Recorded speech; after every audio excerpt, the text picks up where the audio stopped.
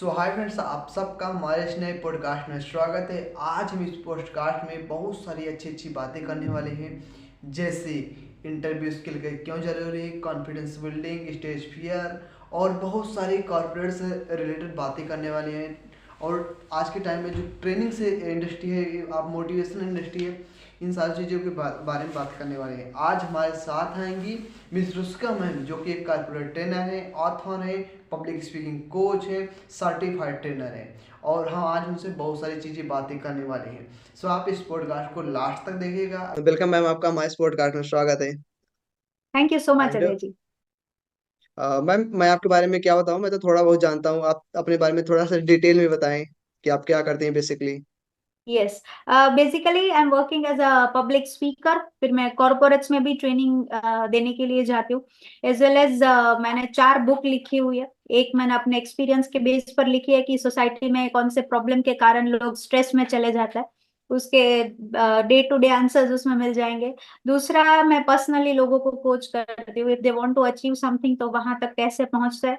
As well as बहुत कम लोग जानते हैं that I am a professor also with GTU, that is Gujarat Technical University, and as well as I'm other university भी है हमारे यहाँ पे Bhakta Kavi Narsinh Mehta University. So I am also the professor of MBA, BB and BCom students. So this is what I'm doing currently. Okay ma'am, अभी आपने बताया कि आप पब्लिक स्पीकर हैं, कोच हैं, तो पब्लिक स्पीकिंग क्यों इम्पोर्टेंट है हमारे लिए या और एक हर एक व्यक्ति के लिए? हम्म। क्यों? आजकल के जमाने में एक लाइन बोलूं ना तो ऐसा जमाना है कि जो बोलता है ना वही टिक पाता है। राइट, सो बोलने की कला is also very much important. चाहे आप स्टूडेंट हो, चाहे आप टीचिंग फ्रेटर्निटी में हो, चाहे आप कोई कॉर्पोरेट में हो, अगर बोलोगे नहीं ना तो आप सरवाइव नहीं कर पाओगे। पहले का जमाना ऐसा था कि हम चुप रह के अपना काम खत्म करके चले जाए, लेकिन आजकल जो जमाना है वो नेटवर्किंग का है। और public speaking is not only about dealing with large groups, one two one भी पब्लिक स्पीकिंग है। अभी मैं इंटरव्यू अगर आप मेरा अभी पॉडकास्ट में करोगे तो even I have to have a good skill to present myself, right. बाकी कोई पॉडकास्ट भी नहीं देखेगा। So a little thing matters in public speaking. As a student आपको कॉलेज लेवल पर रिप्रेजेंट या स्कूल लेवल पर रिप्रेजेंट करना होता है। प्रेजेंटेशंस का बहुत इंपॉर्टेंस है, वहां भी आप प्रॉपर तरीके से बोलो तो ये जरूरी है। So to survive in this fast moving world, public speaking is very much necessary. Okay ma'am, क्या जो पब्लिक स्पीकिंग अगर कोई किसी को आती है तो उससे लाइफ उसकी चेंज हो सकती है, वहां से पैसा वैसा कमाया जा सकता है? इसमें क्या फ्यूचर यस, आपको दिखता है? Obviously. Ji ji ji.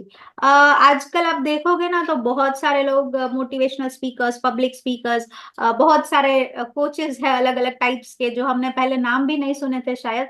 But yes, ये जमाने में हमको इसका एक फ्यूचर दिखता है, क्योंकि जैसे जैसे हमारी लाइफ फास्ट होती जा रही है ना, we are going into stress. तो there are like you know there are people जो ये लोग स्ट्रेस में निकालने का काम करते हैं, जिसको हम काउंसलर्स बोलते हैं, राइट। वो भी करते हैं, वो पब्लिक के सामने ही करते हैं, उसको भी पब्लिक स्पीकिंग बोलते हैं। इसमें अगर आप करियर बनाना चाहते हो तो आप बना भी सकते हो, आप छोटे लेवल से स्टार्ट कर सकते हो। बच्चों से स्टार्ट करो तो आप कोई भी एज तक पब्लिक स्पीकिंग कर सकते हो। और पब्लिक स्पीकिंग में ऐसा है कि 1 या 2 टॉपिक पर आपकी मास्टरी होनी चाहिए, राइट, जिससे आपको लोग पहचाने, आपको जाने, राइट। मेरा ऐसा नहीं कि मैं कहीं भी कुछ भी बोलने चली जाऊं, no. There are sales trainers, they are also public speakers, right. जो बोलते हैं ना बैंक में, बैंकिंग सेक्टर में है तो फाइनेंस के भी ट्रेनर्स अलग से होता है। मेरे जैसे मोटिवेशन देने वाले या फिर कम्युनिकेशन के कोचेस अलग जो होते हैं। तो there are lots of deep into this public speaking. तो आप अगर पब्लिक स्पीकिंग में पैसा कमाना चाहते हो, आगे बढ़ना चाहते हो, तो पहले तो सबसे पहले आप खुद एक कोर्स करो जिसमें आप प्रोफेशनल बन पाओ, राइट। मैं खुद अच्छा बोलती थी पहले से, मुझे पता नहीं पब्लिक से डर नहीं लगता था, स्टेज फियर बचपन से ही नहीं था। लेकिन जो हमें पब्लिक के सामने बोलना होता है ना, वो एक एक शब्द चुन चुन कर बोलना पड़ता है, क्योंकि उनके सेंटिमेंट्स को हर्ट ना हो, जो बैठा है उसको बुरा ना लग जाए, कल्चरल हर्ट, उनका जो कल्चरल स्टेटस होता है उसको हर्ट ना हो। तो ये सारा चीज अगर आप अपने आप को ग्रूम करोगे ना तो ही आप अच्छे पब्लिक स्पीकर बन पाओगे, तो ही लोग आपको सुनने के लिए पैसे देंगे, right. So way of presentation, communication, there are lots of things which matters in public speaking. Okay ma'am, मैंने सुना है कि आप एक ऐसे प्लेस से आती हैं जहाँ पे इन सब का स्कोप नहीं था, तो आपको कैसे लगा कि मुझे पब्लिक स्पीकर बनना चाहिए?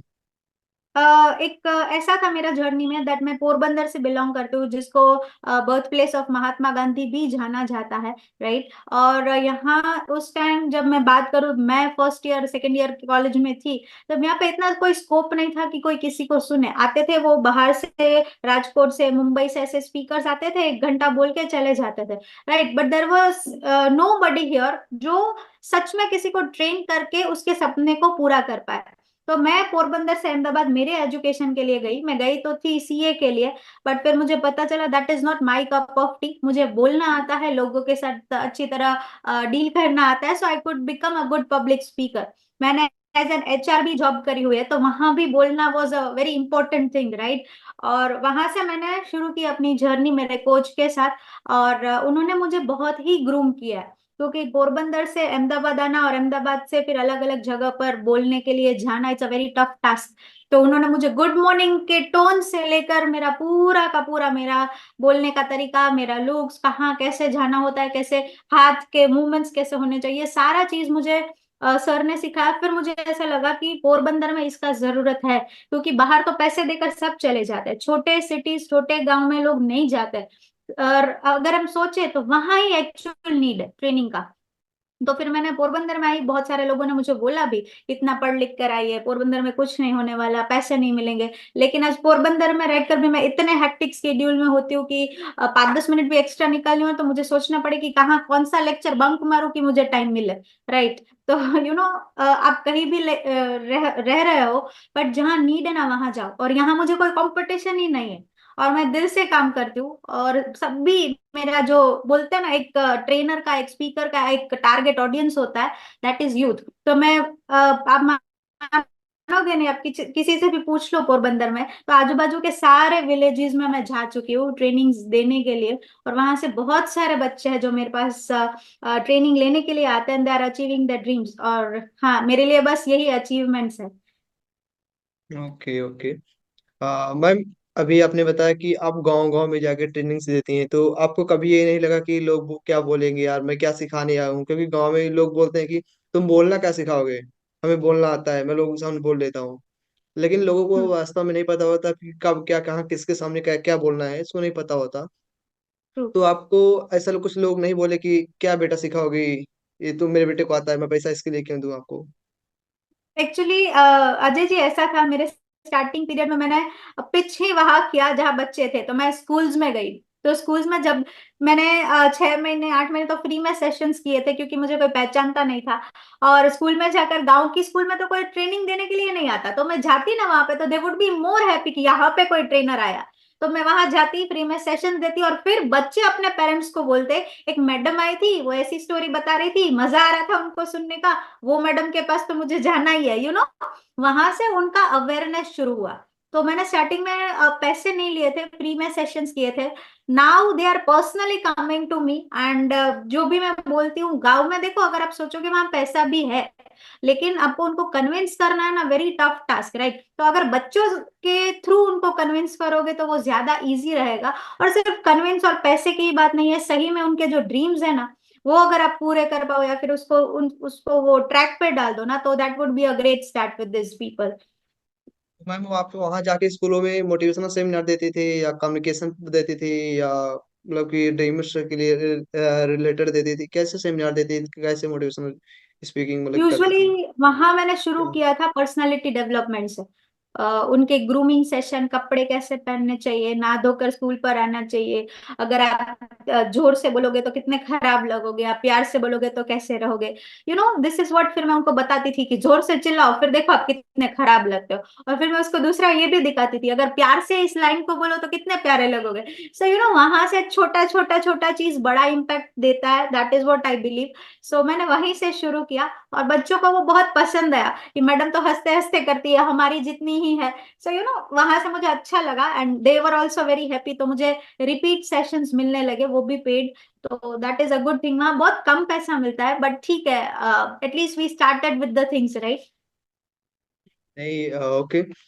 मैम, अभी आपको जैसे कि मतलब बच्चे के आज के टाइम में, जैसे कि आप अभी एमबीए बीबीए बीकॉम के बच्चे को पढ़ाती होंगी, तो उनको प्लेसमेंट के लिए उनको इंटरव्यू देना पड़ता है, और वहाँ पे उनका कॉन्फिडेंस होता नहीं है।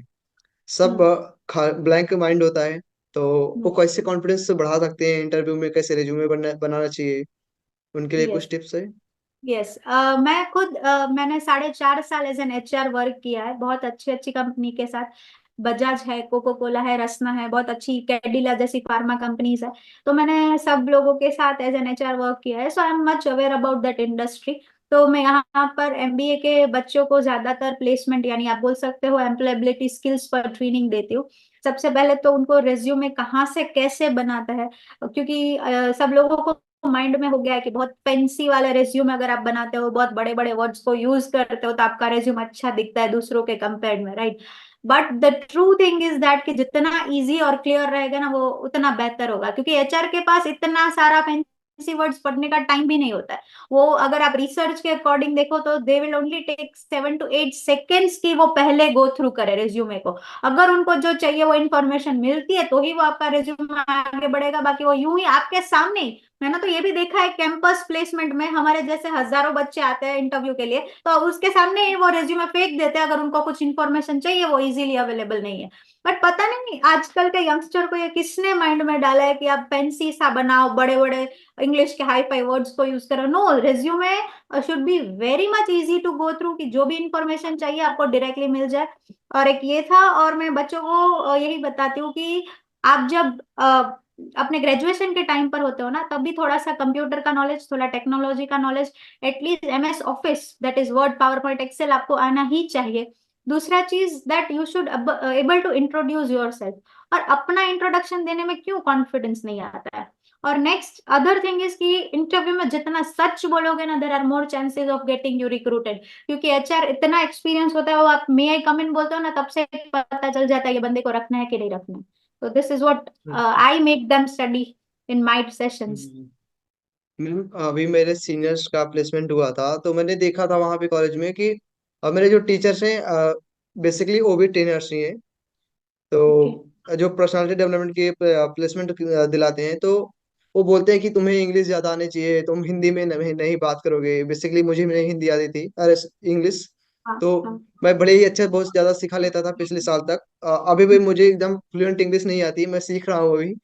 तो वो बोलते हैं कि इंग्लिश में ही बात करो, और मोस्टली मेरे सीनियर्स को इंग्लिश नहीं आती, तो मतलब कि क्या इंग्लिश के कारण भी वो लोग रिजेक्ट कर देते हैं ऐसा कुछ इंटरव्यू में? नहीं, मैं अजय जी, यहाँ सब ऐसा ही ट्रेंड चल रहा है इंग्लिश का, ऐसा बोलो ना आप तो।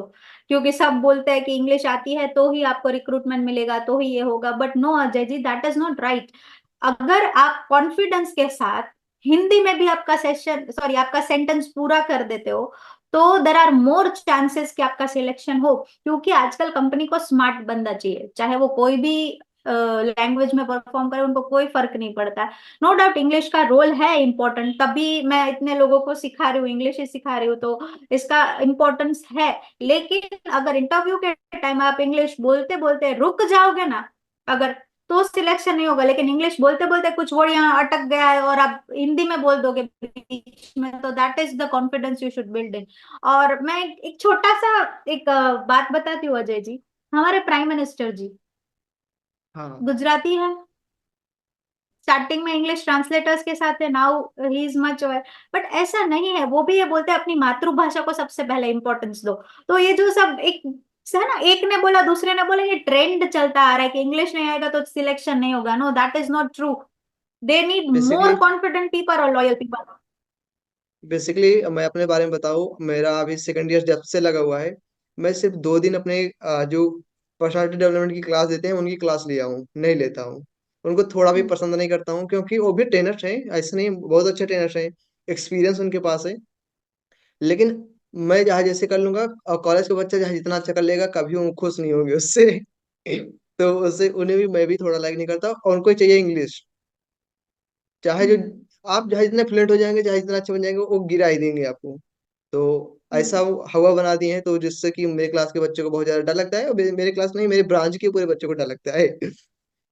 वो ऑब्वियसली अजय जी, एक है ना वो वातावरण ही ऐसा क्रिएट कर देंगे कि बच्चे टिक ही नहीं पाएंगे। और अगर आप ऐसा एटमोसफेयर रखोगे तो जो भी स्टूडेंट्स है वो आपके पास प्यार से नहीं आएंगे, वो डर से आएंगे। अगर उसको बैठना पड़े ना, तो वो कंपल्शन के हिसाब से बैठेंगे, बाकी वो नहीं बैठेंगे। तो उनको वो जैसे है ना वैसे एक्सेप्ट करके उसमें चेंज लाओ, तो वो शायद इंग्लिश भी सीख जाए। या क्योंकि बेसिकली मैं भी सब्सक्रिप्शन लिया हूँ अदर एप्स का फॉर प्रैक्टिस, ग्रामर्स के लिए नहीं, प्रैक्टिस के लिए। तो वहां से बातें करता रहता हूँ लोगों से, क्योंकि लोग से इंग्लिश में बात करोगे तभी अच्छा हो पाएगा। अच्छा होगा, तो यस। मुझे भी नहीं आती थी, लेकिन अब आने लगी है। और तो मतलब कि वो हवा बना दिए, तो मुझे भी डर लगता था, क्योंकि मुझे बेसिकली क्लाइंट्स भी तमिलनाडु से, केरला से, गोवा से मिलते थे, तो उनसे बात नहीं कर पाता था। हाँ, तो मैम एक स्टेज फियर का आता है कि जैसे प्रेजेंटेशन वगैरह देते हैं बच्चे, तो स्टेज फियर को कैसे दूर करते हैं और प्रेजेंटेशन हमें किस तरह से देना चाहिए अच्छे ओके। से। हाँ, स्टेज फियर के लिए मैं दो तीन टिप्स देना चाहती हूँ जो मैं पर्सनली फॉलो करती हूँ। स्टेज फियर सबको होता है, आज भले मैं कितनी भी एक्सपीरियंस या कोई भी कितना भी एक्सपीरियंस है, वो फर्स्ट टाइम नए स्टेज पर जाता है बोलने के लिए, तो उसको एटलीस्ट 2 5 सेकंड 10 सेकंड तो डर होता ही है कि कैसी ऑडियंस होगी, क्या होगा क्या होगा। लेकिन मैं थोड़ा सा सबको सुनने में फनी लगे, लेकिन मैं एक ऐसा सोच के चलती हूँ, दैट इज कि audience is my friend. Audience है वो मेरी फ्रेंड है, और फ्रेंड को पूरा हक है कि वो आपकी मजाक मस्ती भी करे, आप पे हंसे भी सही, नो इश्यूज विद दैट।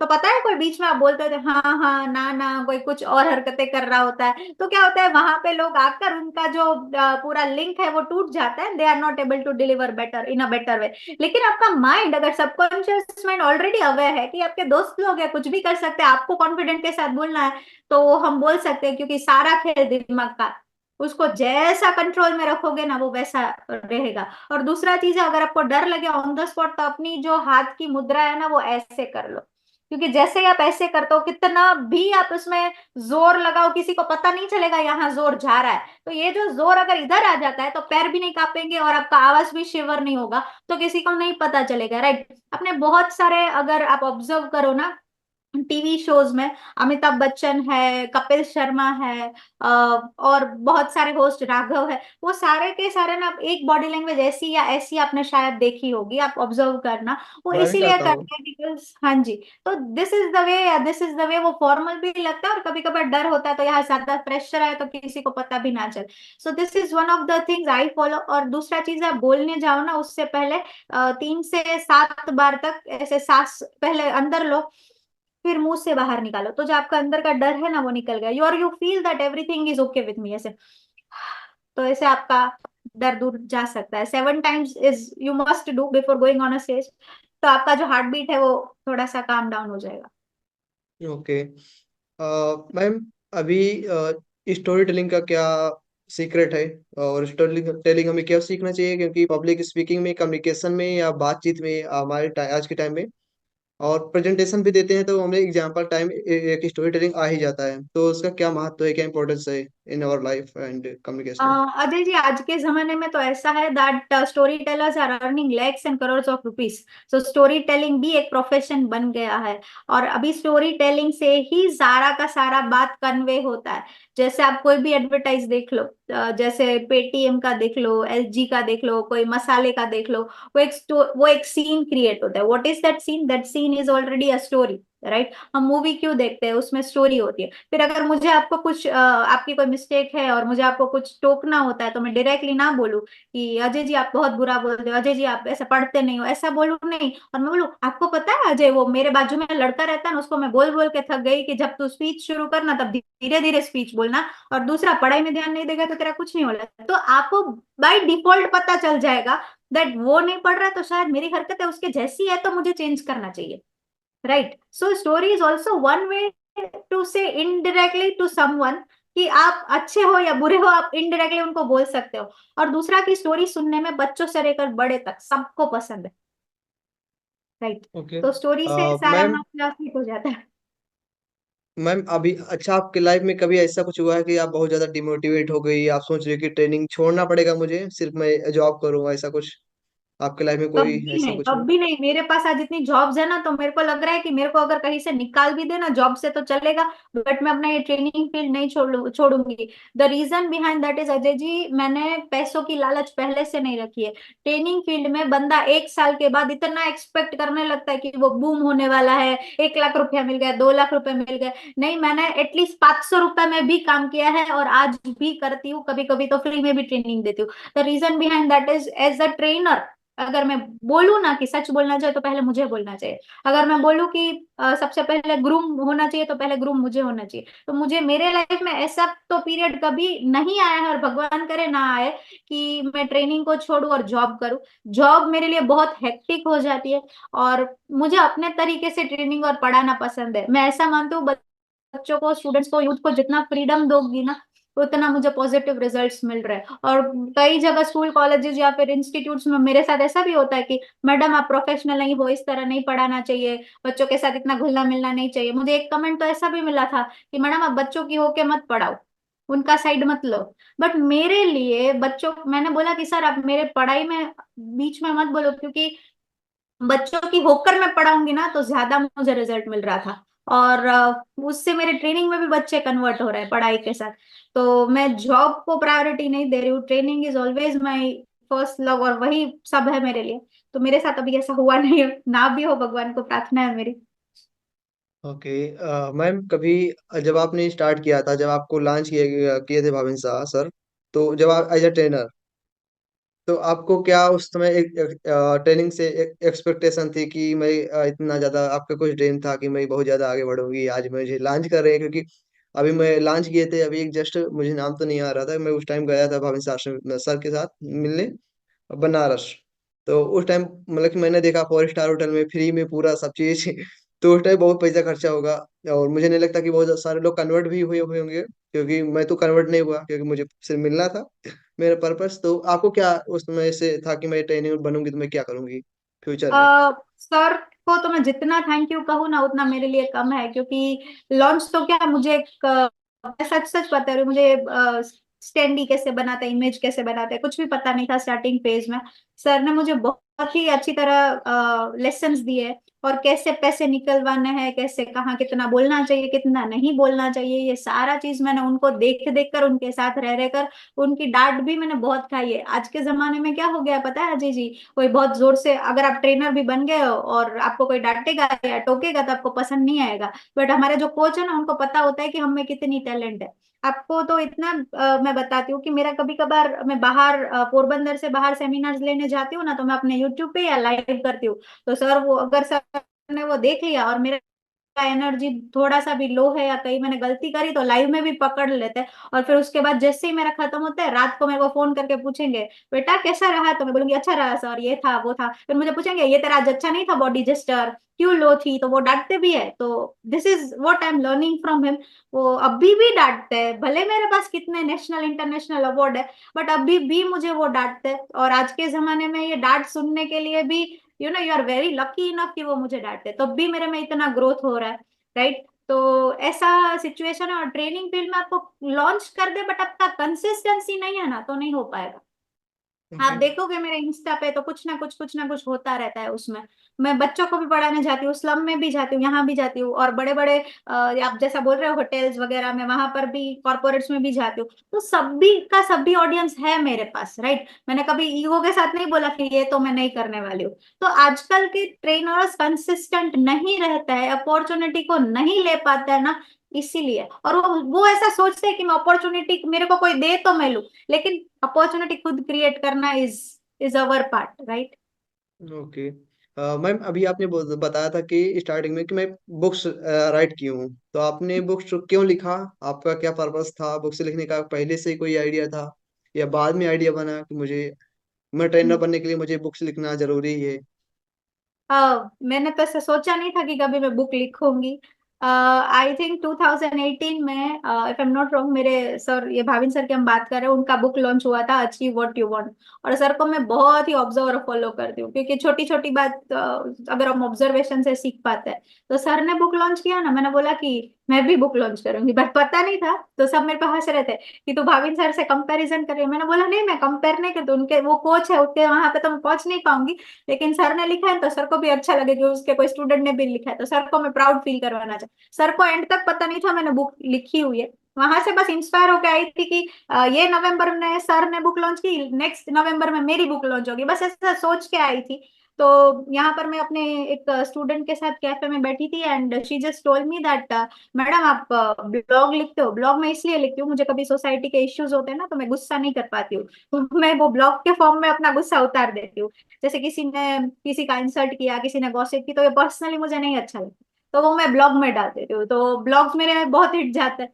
तो मेरी जो स्टूडेंट है उसने बोला मैडम आप भी बुक लिखो ना। मैंने बोला कि बेटा बुक लिखना is a different thing, blog लिखना इज अ डिफरेंट थिंग, उसमें हमको बस एक पैराग्राफ या 3 पैराग्राफ लिखने होते हैं, दैट्स इट। बुक में तो कितना सारा देखना पड़ता है। तो फिर उसने बोला नहीं नहीं, आपको एक ड्रीम है ना, आपके सर ने लिखी है तो आपको भी लिखनी है। मैंने बोला यस।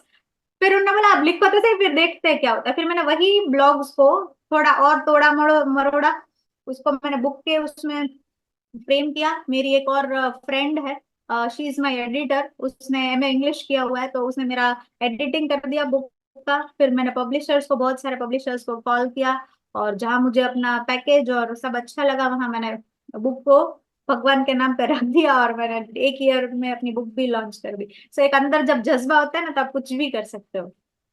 मैम अभी आप टीचर हैं, B com M B A B B A के लोग पढ़ाती हैं, तो मैं एक मेरा कॉमन सा क्वेश्चन है और हर हर एक व्यक्ति का होता है और हर एक स्टूडेंट को जाना चाहिए आई थिंक। क्या एक बिजनेसमैन बनने के लिए बी कॉम एम बी ए करना इम्पोर्टेंट है, नेसेसरी है या नहीं? ओके, ये क्वेश्चन का मैं एक डिप्लोमेटिक आंसर देना चाहती हूँ कि अगर बीबीए एमबीए बीकॉम नहीं भी करोगे और आपने मेहनत करी, मार्केट को खोदा, तो आप बिजनेस पर्सन बन जाओगे। It is not always needed for a degree. लेकिन अगर आपके पास डिग्री है तो वही बिजनेस आप बहुत ही स्मार्टनेस के साथ कर पाओगे। कुछ लॉजिक्स, कुछ ट्रिक्स आपको ऑलरेडी पता होगी जो आपको स्ट्रगल कम देगी। क्योंकि जो बिजनेसमैन पढ़ता, मतलब शायद मेरा ऐसा व्यू पॉइंट है, दैट इज आप बोल रहे हो कि अगर बीबीए बीकॉम एमबीए नहीं भी हो तो भी वो बिजनेस करता है, लेकिन शायद उसको वो जो चीजें है वो सीखने में टाइम लगता है। बट हमने ऑलरेडी ये सारा चीज अपनी पढ़ाई में पढ़ लिया होता है, तो ये सारा अगर प्रॉब्लम आ भी जाती है ना, कोई फेलियर आ भी जाता है, तो उससे कैसे निकलना है वो अपनी माइंड यूज करके, थियोरी यूज करके हम निकल सकते हैं। सो मेरा आंसर इसमें 50-50 रहेगा। अगर नहीं करोगे तो बिजनेस नहीं कर पाओगे, ऐसा भी नहीं है। It depends on your creativity. आज का जमाना है, आप क्रिएटिव बनो, बिजनेस हो जाएगा। Okay, thank you.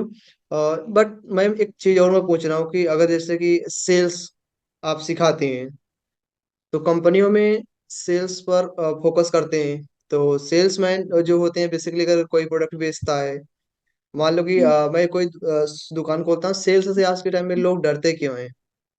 हम्म। एक बेसिक से क्वेश्चन है थोड़ा सा हटके, सेल्स में लोग डरते क्यों हैं और सेल्स करना चाहिए नहीं करना चाहिए? सेल्स में डर इसीलिए लगता है क्योंकि ऊपर सिर पर प्रेशर होता है टारगेट का। अगर आप बिना टारगेट का सेल्स करवाओ तो आउटपुट आएगा गारंटी के साथ। अभी का एक एक्सपीरियंस है मेरे घर पे ही, मेरे जो भाभी है, she is having her own business of snacks, वो होममेड स्नैक्स को सेल करती है। और we were like, Porbandar is a very small town, so we were कि हम अलग अलग यहाँ पे जो जगह है, प्रोविजन स्टोर्स है, वहां पर अपना मार्केटिंग शुरू करें तो हम बड़े उससे कर पाए, राइट। तो हमने 2 गर्ल्स को रिक्रूट किया है, और they are just a fresher, right, अभी वो फर्स्ट ईयर ऑफ कॉलेज में ही पढ़ती है, but they were in need of some part time job. तो हमने उनको एक ही बोला है, आपके पूरे पोरबंदर में आप जाओ, जितना हो पाए उतना करो, दिन के 1 या 2 घंटे ही जाना है और आपको फिक्स पेमेंट मिल जाएगा। टारगेट अभी कुछ भी नहीं है। तो जैसे हमने ये वर्ड यूज किया कि टारगेट अभी कुछ भी नहीं है, तो they started doing the job, और within a week they gave us 2 orders from 2 big provision stores.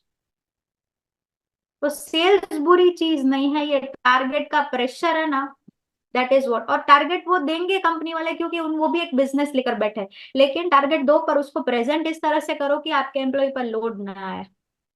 That is also a trick, okay, right. I hope दोस्तों आप सबको इस पॉडकास्ट में बहुत सारा मज़ा आया होगा, बहुत सारी चीज़ें आपको सीखने को मिली होगी। मैं अपने जनरली बताऊं तो मुझे बहुत सारी चीज़ें सीखने को मिली, बहुत सारी चीज़ें जानने को मिली जो मैं इसके पहले नहीं जानता था।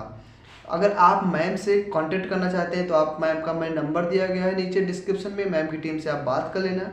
और आप मैम से कोई भी ट्रेनिंग ले सकते हो, जैसे personality development, public speaking, corporate training. Author है मैम से, तो बहुत सारी चीज़ें सिखाते रहते हैं, आप मैम से कांटेक्ट कर सकते हो। पूरा का पूरा कोर्स की मैं डिटेल दे दूंगा अपने डिस्क्रिप्शन में, कमेंट बॉक्स में मैम को पिन कर दूंगा, आप वहाँ से भी जाके मैम के चैनल को सब्सक्राइब कर सकते हो।